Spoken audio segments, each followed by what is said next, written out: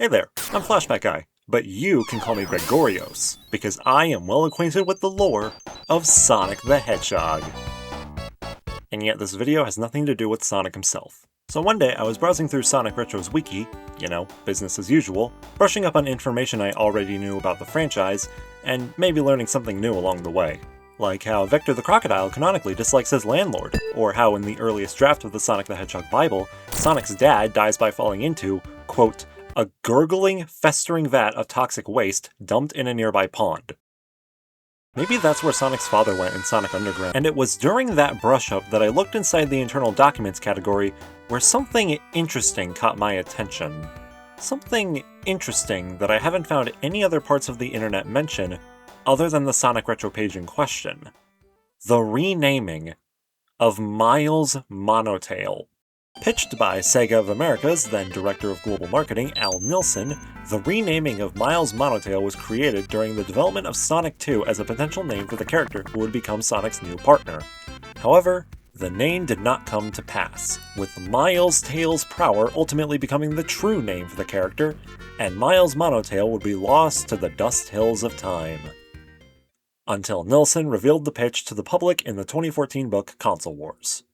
On a side note, did you know that Dust Hill Zone was never a name for the planned Desert Zone? Apparently it was just referred to as Desert Zone, Desert World, and sometimes just Desert during development before it was scrapped, but the Sonic community incorrectly attributed the name Dust Hill, which became Mystic Cave, to the mock-up image. Just some food for thought. For the uninformed, Console Wars is a book written by Blake J. Harris that recounts the famous battle between Sega of America and the Nintendo monopoly during the 1990s, featuring involvement from major figures during that time, like Tom Kalinske and, of course, Al Nilsson. So it's safe to say that most of the information here is fairly accurate. Now you're probably wondering, what are you... Oh, don't mind the asterisk. We'll get back to that word in a moment. So let's put a Spike from Dr. Robotnik's Mean Bean Machine in that for now. Now, back to what I was saying. You're probably wondering, Flash, you're so cool and funny, but you haven't gone into detail about what exactly is on the pitch yet. So what's on there that makes it worth talking about? First of all, thanks for feeding into my ego. As for your question, not much. All that's there is a short backstory for Miles Monotail, which interestingly has an element that's more in line with how the character's backstory ended up in canon, at least in the Japanese manual until later in the series. In the US and EU Sonic 2 manuals, it's not mentioned how the animal residents of West Side Island treat Miles, but in the Japanese manual, it is explicitly mentioned that he's treated like shit by the other islanders, something that once Sonic Adventure came around and started using the Japanese canon from that point forward, though later on adding a few elements from the American canon, became a core part of Miles' backstory. But enough talking about the pitch, it's time I show you the thing as a whole. So without further ado, I present to you the renaming of Miles Monotail. This is the story of Miles Monotail. Miles was your average 4-year-old fox. He loved to play with his friends, but his friends weren't really his friends. Whenever they saw Miles, they laughed and made fun of him. Why? Well, Miles wasn't like all of the other foxes.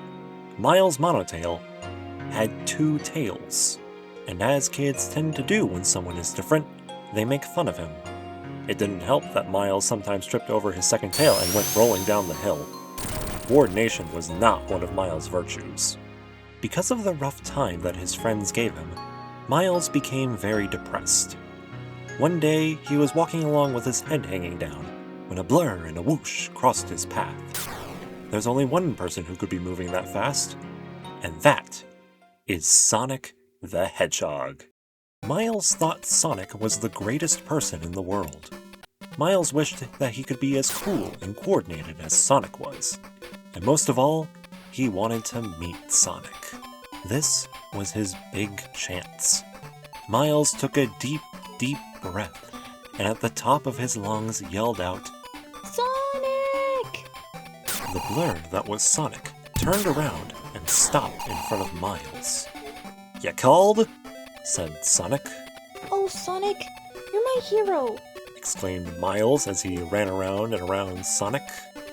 Well, you can guess what happened next. Miles tripped over his second tail and fell down. Tears came to his eyes. Hey, cheer up, little fellow. What's the matter? Said Sonic. Sonic, I want to be just like you, but I'm a freak. I've got 2 tails. Sonic leaned over to Miles and said kindly, "You're no freak. You're more special than anyone because you have something that everyone else doesn't have. And you can do things that they can't. If anything, your friends should be jealous of you," But I can't do anything special. cried Miles. "Oh, yes you can," Sonic said. "I'll show you.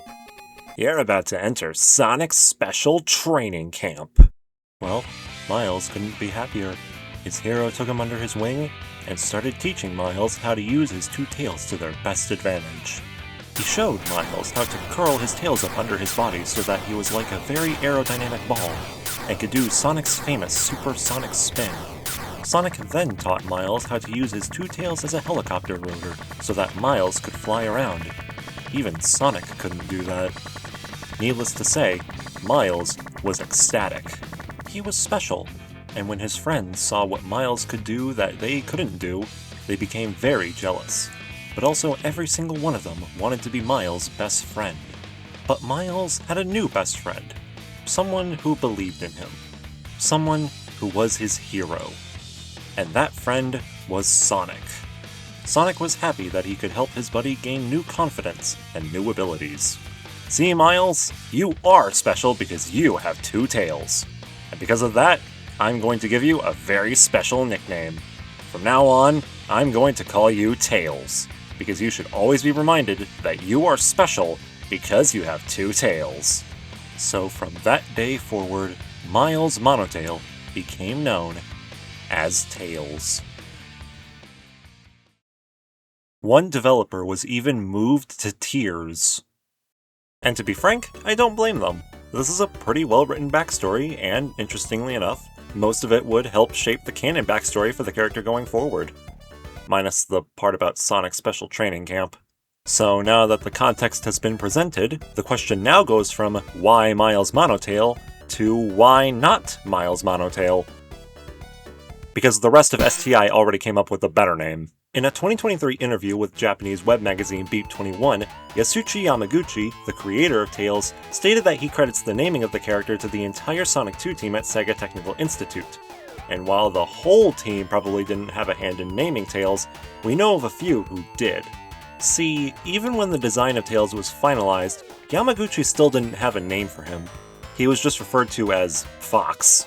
That was until Yuji Naka, seemingly unprompted, just started calling the character Mile, later Miles, since it didn't pass the team's standards for a viable character name, and it just ended up sticking. From there, Brenda Ross, now Brenda Cook, one of the zone artists, and the one who designed the wood, desert, and Christmas/winter zones, suggested the full name of Miles Prower, a play on the phrase miles per hour, and this is the name that won over Miles Monotail, which meant that in other regions, the character would be known as kilometers per hour. However, Yamaguchi thought prower sounded odd in Japanese, probably because of the whole L and R thing, and tried to change it to power, a move that was quickly reversed following backlash from the American side of the team, on top of Yamaguchi not wanting the character to sound stronger than Sonic. As for the Tails nickname, we have 2 conflicting sources on the matter. Source number 1. Al Nilsson claims he and then Sega of America senior product manager and director Madeline Schroeder came up with the nickname and created the Miles Monotail backstory to convince Yuji Naka and the rest of the team to let them use it.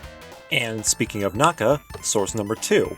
In a January 1993 interview with Beat Mega Drive, Naka claims that during Sonic 2's development, he met with the producer at ABC during the production of either Sonic Sat AM or Adventures of Sonic the Hedgehog, and this producer came up with the nickname. Naka doesn't go into much detail beyond this, even as to what the name of this producer is.